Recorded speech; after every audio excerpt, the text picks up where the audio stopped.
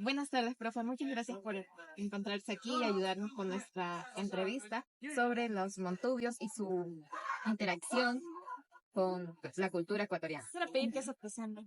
Bueno, Muy buenas tardes, mi nombre es Rocío Tasiguano, soy maestra de la materia y asignatura de historia. Este es mi primer año dando bachillerato y estoy muy gustosa de poder colaborar con esta tarea.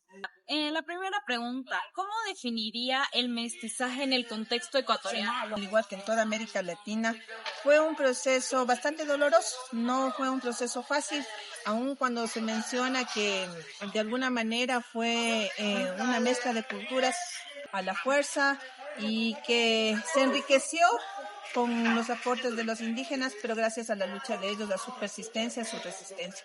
Porque los españoles hoy en día piensan que ellos nos civilizaron a nosotros, pero la verdad es que muchas de las cosas que nosotros teníamos dentro de nuestro contexto indígena son muy valiosas. Por ejemplo, el trabajo que hacían comunitario, en otros sentidos también, ¿no? Donde nos enriquecemos, porque somos un país plurinacional y multiétnico. Y eso quiere decir que no tenemos aportes solo desde el ámbito indígena, que es muy amplio, ¿no? ¿Cómo se refleja la mezcla de tradiciones indígenas y europeas en la cocina ecuatoriana? De muchas maneras. Por ejemplo, ya estamos cerca de la Semana Santa. Y la Semana Santa, primero, refleja la cuestión española de la imposición de la religión católica. Nosotros recordemos que la religión que teníamos era politeísta, era una religión que más bien era una adoración hacia a los elementos de la naturaleza, como era el sol, la luna, el agua, la lluvia, incluso hasta los animales. Entonces, eso se mezcla y había nuestros ancestros tenían muy bien marcado lo que era el calendario solar. Entonces, justo en la época de cosecha es cuando se produce la fanesca. Entonces, la fanesca es una fusión, ¿no? Entonces, la fanesca se celebra en Semana Santa, donde es extremadamente la tradición católica, se habla del sacrificio de Jesucristo, del proceso de crucifixión, y al mismo tiempo se mezcla esto, ¿no? De celebrar a la Pachamama a través de coger todos los granos y colocarlos en un plato, como es la fanesca. ¿Cómo varía la identidad mestiza según las regiones del país, como la sierra o la costa? Bueno, hay muchas formas de variación, porque ya digo, o sea, tenemos muchas nacionalidades dentro de nuestro país, incluso lenguas.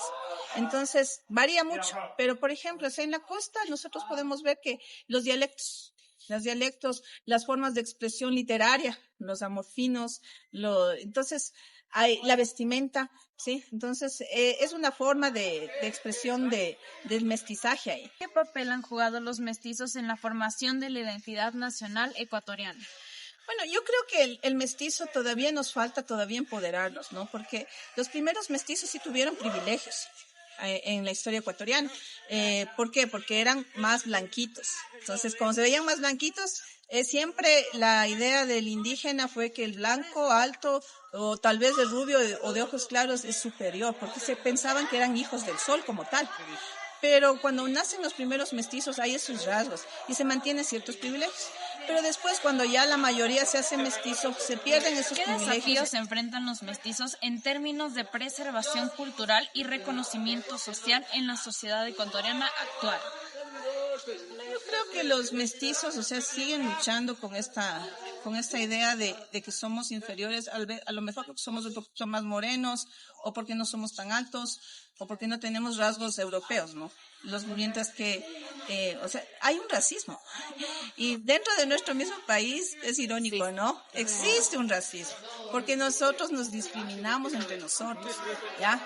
Porque ya o son más blanquitos o el apellido es diferente y nosotros tendemos a eso. Es parte de lo que no nos asumimos como tal y porque no tenemos una identidad clara. Entonces, yo creo que nos falta mucho por hacer. ¿Y qué ejemplos concretos puede dar sobre cómo el mestizaje ha influido en la vida cotidiana de los ecuatorianos?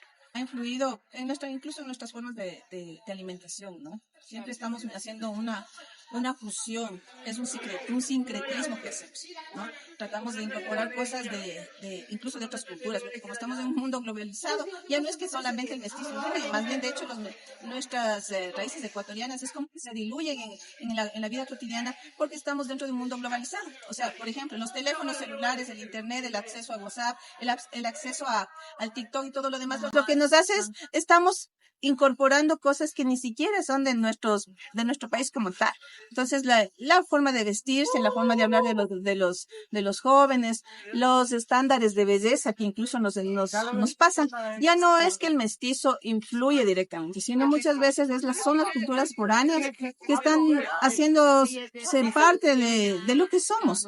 Y también nosotros nos perdemos en una ambigüedad, porque el mestizo muchas veces lo que quiere es pegarse al blanco, parecerse al blanco, y muchas veces reniega de sus raíces indígenas.